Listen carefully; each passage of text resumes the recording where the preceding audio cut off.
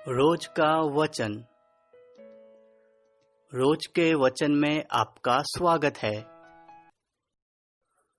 दिन 16। उत्पत्ति अध्याय 32। उत्पत्ति अध्याय 32। और याकूब ने भी अपना मार्ग लिया, और परमेश्वर के दूत उसे आ मिले। उनको देखते ही याकूब ने कहा, यह तो परमेश्वर का दल है। सो उसने उस स्थान का नाम महनैम रखा। तब याकूब ने सेईर देश में अर्थात एदोम देश में अपने भाई एसाव के पास अपने आगे दूत भेज दिए, और उसने उन्हें यह आज्ञा दी कि मेरे प्रभु एसाव से यो कहना कि तेरा दास याकूब तुझसे यो कहता है कि मैं लाबान के यहाँ परदेशी होकर अब तक रहा, और मेरे पास गाय बैल, गड्ढे, भेड़ बकरियां और दास दासियां है। सो मैंने अपने प्रभु के पास इसलिए संदेश भेजा है कि तेरी अनुग्रह की दृष्टि मुझ पर हो। वे दूत याकूब के पास लौट के कहने लगे, हम तेरे भाई एसाव के पास गए थे, और वह भी तुझसे भेंट करने को 400 पुरुष संग लिए हुए चला आता है। तब याकूब निपट डर गया और संकट में पड़ा, और यह सोचकर अपने संगवालों के और अपने भेड़ बकरियों और गाय बैलों और ऊंटों के भी अलग अलग 2 दल कर दिए कि यदि एसाव आकर पहले दल को मारने लगे तो दूसरा दल भागकर बच जाएगा। फिर याकूब ने कहा, हे यहोवा, हे मेरे दादा इब्राहिम के परमेश्वर, हे मेरे पिता इसहाक के परमेश्वर, तूने तो मुझसे कहा कि अपने देश और जन्मभूमि में लौट जा, और मैं तेरी भलाई करूंगा। तूने जो जो काम अपनी करुणा और सच्चाई से अपने दास के साथ किए हैं, कि मैं जो अपनी छड़ी ही लेकर इस यरदन नदी के पार उतर आया, सो अब मेरे 2 दल हो गए हैं। तेरे ऐसे ऐसे कामों में से मैं एक के भी योग्य नहीं हूं। मेरी विनती सुनकर मुझे मेरे भाई एसाव के हाथ से बचा। मैं तो उससे डरता हूं, कहीं ऐसा न हो कि वह आकर मुझे और मां समेत लड़कों को भी मार डाले। तूने तो कहा है कि मैं निश्चय तेरी भलाई करूंगा, और तेरे वंश को समुद्र की बालू के किनकों के समान बहुत करूंगा, जो बहुतायत के मारे गिने नहीं जा सकते। और उसने उस दिन की रात वही बिताई, और जो कुछ उसके पास था उसमें से अपने भाई एसाव की भेंट के लिए छांट छांट कर निकाला, अर्थात 200 बकरियां, 20 बकरे और 200 भेड़े और 20 मेंढे, और बच्चों समेत दूध देने वाली 30 ऊंटनियां और 40 गाय और 10 बैल और 20 गधिया और उनके 10 बच्चे। इनको उसने झुंड झुंड करके अपने दासों को सौंपकर उनसे कहा, मेरे आगे बढ़ जाओ और झुंडों के बीच बीच में अंतर रखो। फिर उसने अगले झुंड के रखवाले को यह आज्ञा दी कि जब मेरा भाई एसाव तुझे मिले और पूछने लगे कि तू किसका दास है और कहाँ जाता है, और ये जो तेरे आगे आगे है सो किसके है, तब कहना कि यह तेरे दास याकूब के है। हे मेरे प्रभु एसाव, ये भेंट के लिए तेरे पास भेजे गए हैं, और वह आप भी हमारे पीछे पीछे आ रहा है। और उसने दूसरे और तीसरे रखवालों को भी, वरन उन सबों को जो झुंडों के पीछे पीछे थे, ऐसी ही आज्ञा दी कि जब एसाव तुमको मिले तब इसी प्रकार उनसे कहना, और यह भी कहना कि तेरा दास याकूब हमारे पीछे पीछे आ रहा है, क्योंकि उसने यह सोचा कि यह भेंट जो मेरे आगे आगे जाती है, इसके द्वारा मैं उसको शांत करूं और उसके क्रोध को शांत करके तब उसका दर्शन करूं। हो सकता है कि वह मुझसे प्रसन्न हो जाए। सो वह भेंट याकूब से पहले पार उतर गई, और वह आप उस रात को छावनी में रहा। उसी रात को वह उठा और अपनी दोनों स्त्रियों और दोनों लौंडियों और 11 लड़कों को संग लेकर घाट से यब्बोक नदी के पार उतर गया, और उसने उन्हें उस नदी के पार उतार दिया, वरन अपना सब कुछ पार उतार दिया, और याकूब आप अकेला रह गया। तब कोई पुरुष आकर पह फटने तक उससे मल्लयुद्ध करता रहा। जब उसने देखा कि मैं याकूब पर प्रबल नहीं होता, तब उसकी जांघ की नस को छुआ। सो याकूब की जांघ की नस उससे मल्लयुद्ध करते ही करते चढ़ गई। तब उसने कहा, मुझे जाने दे, क्योंकि भोर हुआ चाहता है। याकूब ने कहा, जब तक तू मुझे आशीर्वाद न दे, तब तक मैं तुझे जाने न दूंगा। और उसने याकूब से पूछा, तेरा नाम क्या है? उसने कहा, याकूब। उसने कहा, तेरा नाम अब याकूब नहीं परंतु इस्राएल होगा, क्योंकि तू परमेश्वर से और मनुष्यों से भी युद्ध करके प्रबल हुआ है। याकूब ने कहा, मैं विनती करता हूँ, मुझे अपना नाम बता। उसने कहा, तू मेरा नाम क्यों पूछता है? तब उसने उसको वही आशीर्वाद दिया। तब याकूब ने यह कहकर उस स्थान का नाम पनीएल रखा कि परमेश्वर को आमने सामने देखने पर भी मेरा प्राण बच गया है। पनूएल के पास से चलते चलते सूर्य उदय हो गया, और वह जांघ से लंगड़ाता था। इस्राएली जो पशुओं की जांघ की जोड़ने वाली जंघानस को आज के दिन तक नहीं खाते। इसका कारण यही है कि उस पुरुष ने याकूब की जांघ की जोड़ में जंघानस को छुआ था।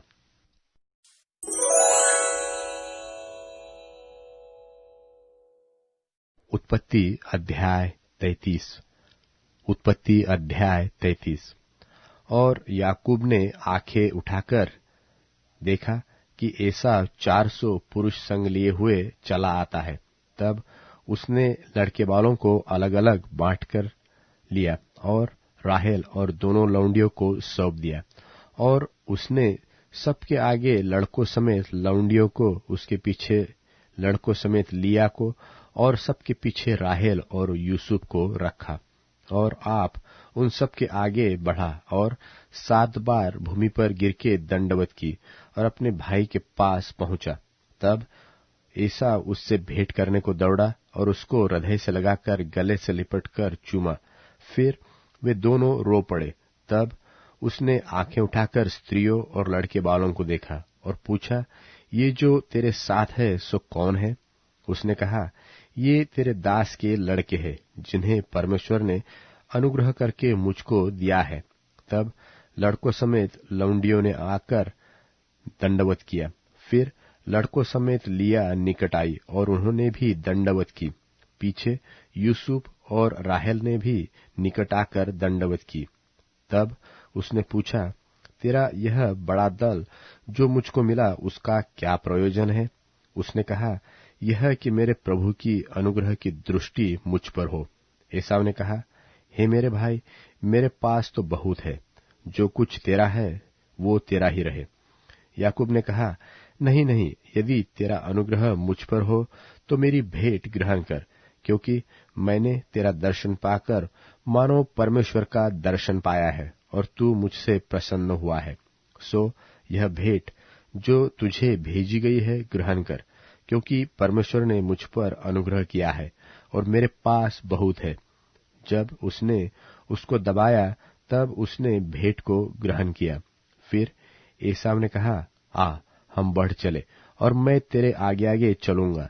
याकूब ने कहा, हे मेरे प्रभु, तू जानता है कि मेरे साथ सुकुमार लड़के और दूध देनेहारी भेड़ बकरियां और गाय है। यदि ऐसे पशु एक दिन भी अधिक हाके जाए तो सब के सब मर जाएंगे। सो मेरा प्रभु अपने दास के आगे बढ़ जाए और मैं इन पशुओं की गति के अनुसार जो मेरे आगे है और लड़के बालों की गति के अनुसार धीरे धीरे चलकर सेर में अपने प्रभु के पास पहुंचूंगा। एसाव ने कहा, तो अपने संग वालों में से मैं कई एक तेरे साथ छोड़ जाऊंगा। उसने कहा, यह क्यों?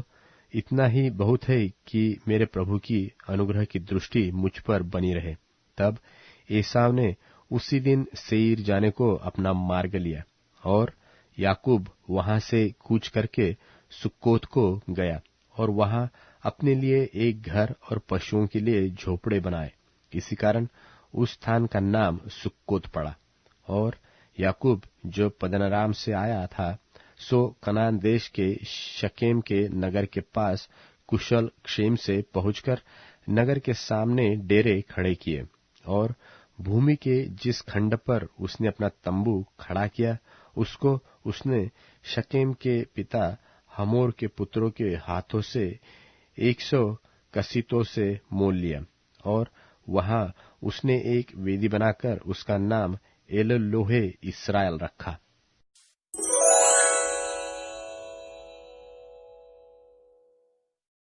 एक दुष्ट आत्मा से ग्रसित अंधे और गूंगे आदमी को यीशु के पास लाया गया और यीशु ने उसे अच्छा कर दिया, इसलिए वे बोलने और देखने लगा।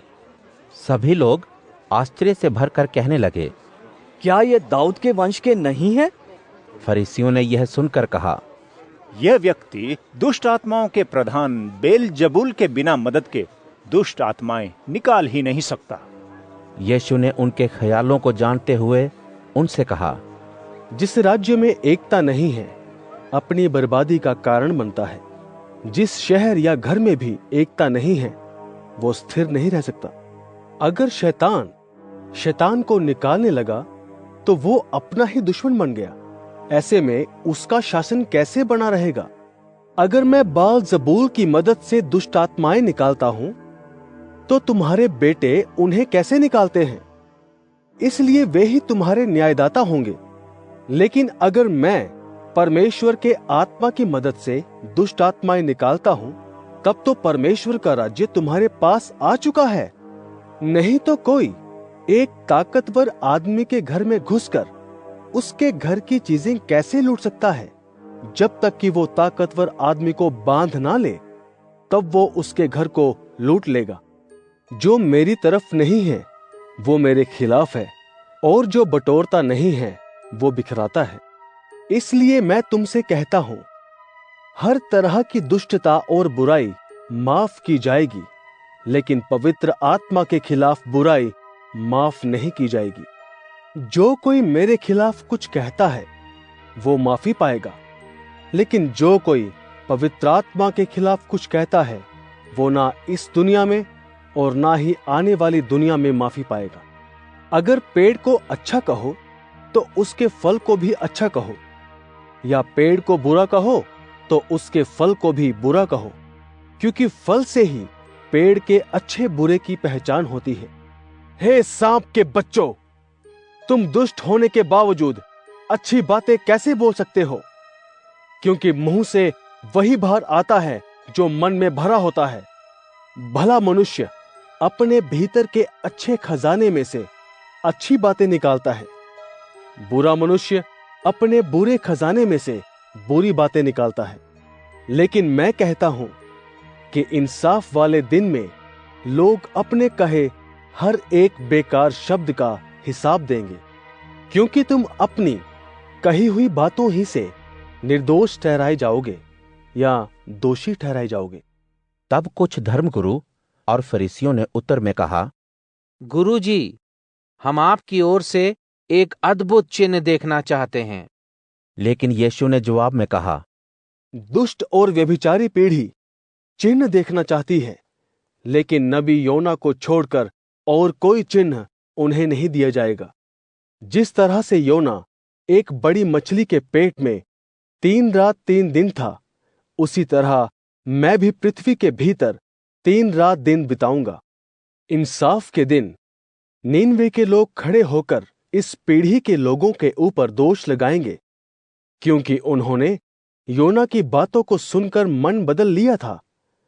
देखो, यहां पर वो खड़ा है जो योना से कहीं बढ़कर है। इंसाफ के समय दक्षिण की रानी इस पीढ़ी के साथ खड़ी होकर दोष लगाएगी, क्योंकि वो पृथ्वी के एक छोर से इसलिए आई थी ताकि सुलेमान की बुद्धि की बातें सुने। देखो, यहां पर वो खड़ा है जो सुलेमान से भी कहीं बढ़कर है। लेकिन गंदी आत्मा एक इंसान के अंदर से निकल जाती है तो आराम पाने के लिए सुखी जगहों में घूमती फिरती है, लेकिन उसे जगह नहीं मिलती है। तब वो कहती है कि मैं वापस अपने उसी घर में चली जाऊंगी जहां से निकलकर आई थी।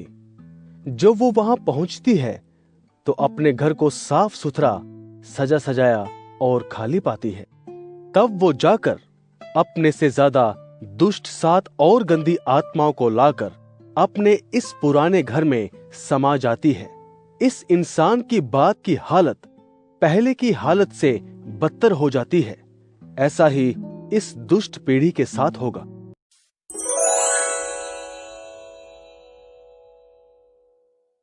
अध्याय 2। मेरे पुत्र, यदि तू मेरा कहना माने और मेरी आज्ञाओं को निधि के सदृश अपने हृदय में रखे, यदि तू बुद्धि की बात पर कान लगाए और समझ की बात पर हृदय, यदि तू अंतर्दृष्टि प्राप्त करने के लिए पुकारे, यदि तू समझ को बुलाए, यदि तू चांदी की खान के सदृश उनको खोजे और गुप्त खजाने के समान उनको ढूंढता रहे, तो तू परमेश्वर के प्रति भय भाव को समझ सकेगा और तू परमेश्वर का ज्ञान प्राप्त करेगा।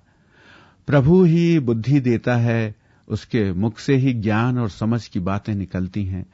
वह निष्कपट व्यक्ति के लिए ज्ञान संचित करता है। जिनका आचरण खरा है, उनकी वह ढाल के सदृश रक्षा करता है। जो न्याय के पथ पर चलते हैं, उनका वह रक्षक है और वह अपने भक्तों के मार्ग की रक्षा करता है। मेरे पुत्र, तब तू धर्म और न्याय को समझ पाएगा, निष्कपट आचरण तथा सन्मार्ग को पहचान पाएगा, क्योंकि बुद्धि तेरे हृदय में प्रवेश करेगी, ज्ञान तेरे प्राण को सुख प्रदान करेगा, विवेक तेरी निगरानी करेगा और समझ तेरी रक्षा करेगी।